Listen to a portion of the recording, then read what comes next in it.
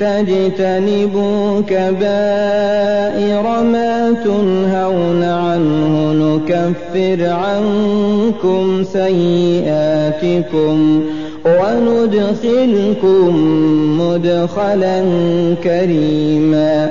ولا تتمنوا ما فضل الله به بعضكم على بعض، للرجال نصيب مما اكتسبوا وللنساء نصيب مما اكتسبن، واسألوا الله من فضله إن الله كان بكل شيء عليما.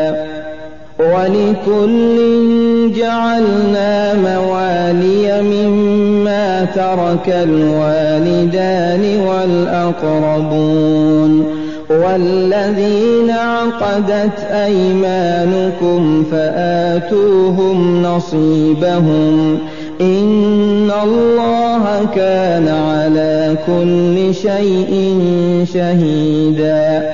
الرجال قوامون على النساء بما فضل الله بعضهم على بعض وبما أنفقوا من أموالهم، فالصالحات قانتات حافظات للغيب بما حفظ الله، واللاتي تخافون نشوزهن فعظوهن واهجروهن في المضاجع واضربوهن، فإن أطعنكم فلا تبغوا عليهن سبيلا إن الله كان عليا كبيرا.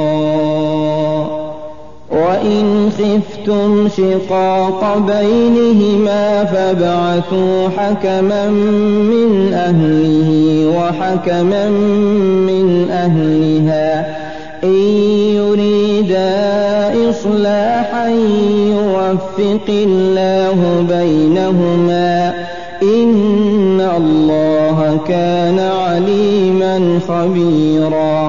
واعبدوا الله ولا تشركوا به شيئا وبالوالدين إحسانا وبذي القربى واليتامى والمساكين والجار ذي القربى والجار الجنب والصاحب بالجنب وابن السبيل وما ملكت أيمانكم إن الله لا يحب من كان مختالا فخورا.